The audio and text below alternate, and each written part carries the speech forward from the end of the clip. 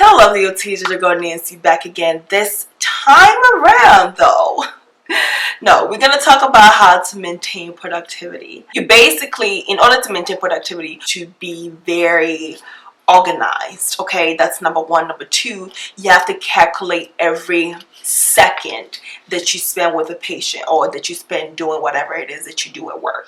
And there is allowable time allocated on productive time, and I know it's different for evaluating therapists and assistant therapists. In order to calculate productivity time, basically you have to look at your schedule that you have for the day, and that's basically your productive time, and then you have to add your allowable on productive time to that. So if you're scheduled for 6 hours, and let's say your allowed on productive time is 30 minutes, then you're really scheduled for 6 hours and 30 minutes, so to speak. If you are planning on using that 30 minutes extra on productive time for something, then that I think is good for you to know the allowable on productive time so that you can incorporate that into your day. Okay. I use a sticky pad, notepad, or whatever it is that you have. That's what I personally use, and I find it to be the most effective. And what I do is that I write down, so right when I clock in, I will write down on here, and sometimes on my schedule, my clock in time. So I'll put, let's say I clocked in at 8:30, I'll put, okay, 8:30, let's say, let me give myself 5 minutes, right? So 8:35, and mind you, if I'm giving myself 5 minutes after 8:30, that means I've already used 4 minutes of my unproductive time if I'm only allowed 30 minutes. So I put 8:35, I'm going to go see my first patient. Okay, I have that patient for 30 minutes. So 30 plus 35 would be what? 65, which means by 9:05 I should be done with treating the patient, doing their documentation and everything if I have them for 30 minutes. Okay, so keep that in mind. I feel like when you have a time, it kind of helps you plan your day a little better, and it kind of helps you be as productive as you can be. Now, whenever you feel like you're going to go over a patient, of course, if it's like, let's say if it's like 9 o'clock, right? And I still have this patient, and I feel like, you know what, it's going to take me 5 minutes to take them back to their room.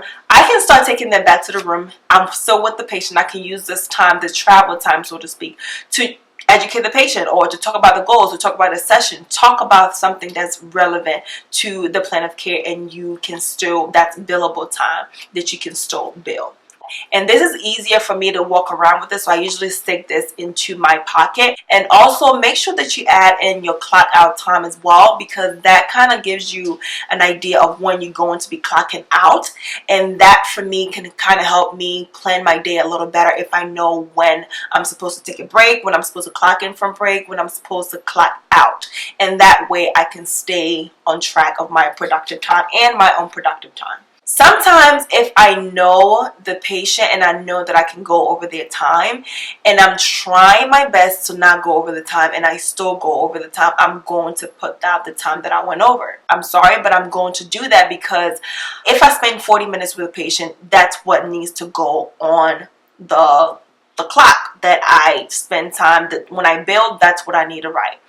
And that same thing goes with if I don't spend 40 minutes with this patient and they were allocated 40 minutes and I only spend 30 minutes, then that's what I'm going to put. I'm going to put 30 minutes. So you just have to make sure that you don't go over, but when you do go over, go ahead and bill it and tell your supervisor about it, or ask them, hey, I went over this patient today. Is it okay if I bill?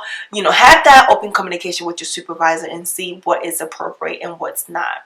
Another thing to also keep in mind is doing room treatments versus doing treatments in a rehab, in the gym or in your office or whatever, because sometimes that travel time from the patient's room all the way down to the therapy room can sometimes be like 5 minutes, depending on where the room is located. Now, if you can take all of your supplies, or whatever supplies you need with you to the patient's room and just do the treatment there, sometimes, and not sometimes, actually all the time, it can save you a lot of unproductive time, because sometimes I do this. Maybe take a patient back, I spot a patient in their room or somewhere, and I'm like, let me take this time to treat this patient, and I will come up with stuff to do in the room. If you want to do weights, or if you want to do strengthening and you don't have any dumbbells with you, come up with something else. Use the items in the patient's room.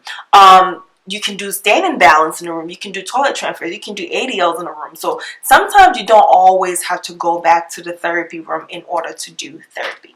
Okay, use the hallways. One thing that you can also do to save time is to plan your interventions. This is something that I personally like to do, and you can do this by absolutely going off of the last treatment that you had with the patient. So sometimes I'll tell my patients, hey, today we did this, we completed this, we worked towards this, so tomorrow can we work on this and this and that, this and that. And I feel like that's really good to do, because the patient can then look forward to that treatment. Like, oh, tomorrow, you know, I'm going to meet with my therapist. We're going to be working on me standing for 10 minutes because yesterday I did 5 minutes. Something to kind of strive towards. So tell your patient what the plan will be, and also have a plan in motion. If you don't do that, something that you can do is definitely look at your schedule, because I know some places the schedule changes, your patient's changes, and so you can look at your schedule before you go home, if your rehab tech or your director have already done that, and look at the people that you see the next day. You can even let them know that you're going to see them the next day, or you're not going to see them the next day, so that you can plan ahead, and this can save you a lot of time. Documentation, okay? A lot of people, I feel like, always have a problem with documentation. Point of service documentation, which is basically documenting while you're with the patient. And I think that is because people kind of don't know when to do it. Okay, it's like, do I do it while they're taking a break? Do I do it after the treatment? Do I do it after all my treatments? You can do that if you're comfortable with that. If you know you're allocated on productive time. So let's say if you're allocated on productive time is 30 minutes, and you want to save that 30 minutes for after all your treatment to do what you can. I think that plan of service documentation, plan of care documentation is the best, because then you remember what you just did, because you just did it. Your documentation will be a lot more valid, because you're documenting it while you're with the patient. So how you can do this is that when you're with the patient, maybe you just did standing balance, for example. So you say, hey, sit down, take a break, take a breather for 1 minute, and let me write up what we did so far so that I don't forget. Something else that I do is, my favorite thing ever, I like to also write certain notes. If I don't have time to do the patient's notes at that time for whatever reason, I will write down different notes on my iPad, on my little sticky notes, so that I can add that when I do have time later on to do the note. There are definitely different apps that you can use to help your productivity. So this app is called the Time Clock, and basically what I do is that when I get to work, right when I clock in, I go to clock in and I press clock in, and then it will tell you now. If you press now, which means whatever time it is up here. However, if you put at, then you can put whatever time that you wanted, or maybe you forgot to clock in or whatever. This time will start ticking, and when you go on break, you can just press start break. Whenever you press start break, the time will stop. So, and I put start break, it will stop the time that's going on, like the 00. It will stop at whatever time it is, and then when you finish break, you can go back to finish break and say now or at or whatever it is, and then it will go back to counting the time also for you. And what this app does that I love is that it keeps track of all your hours. So as you can see, it's telling me like the pay period, and it's telling me like duration of, you know, how many minutes, and it will calculate like each day, and it will also calculate like the whole week as far as pay periods and stuff like that. And I know there's other functions in this app, but I don't use all of it, because some you have to pay if you want to get like the pro and stuff, where you can calculate like your pay rate, your overtime deductions and stuff like that. So this app is amazing, and one of my coworkers introduced me to. Okay, so I'm not sure what happened, but the video cut off at some point, so I'm just going to put a voice over this. I wanted to show you guys another app that I use called the Rehab Productivity Calculator. And this is what I use to calculate my productive time each day. As you can see, it has a scheduled time. You put your time in there, you put your productivity goal, whatever that is, in there, 85 or 90 or whatever it is at your facility. You put in your start time right there, and then it will calculate what time you're supposed to end.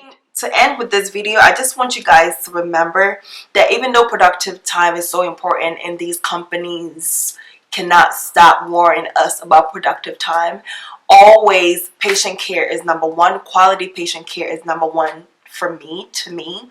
And as much as I try my best every day to be productive, some days I'm not productive because life happens, things happen. And as long as your average is good, don't worry about the small things, don't stress about the small things, but try your best to be the best clinician that you can be for your patients, period, with a T. Okay, now thank you guys so much for watching my channel. If you guys enjoyed this video, or if you guys have any other productive tips that I didn't mention, please go ahead and leave it down below, because I'm sure somebody else will probably benefit from it as well. As always, make sure that you like, make sure that you comment, make sure that you subscribe, and please follow me on Instagram and also on Facebook. I'll leave the handles right here for you guys, and I'll see you guys in the next video. Love you.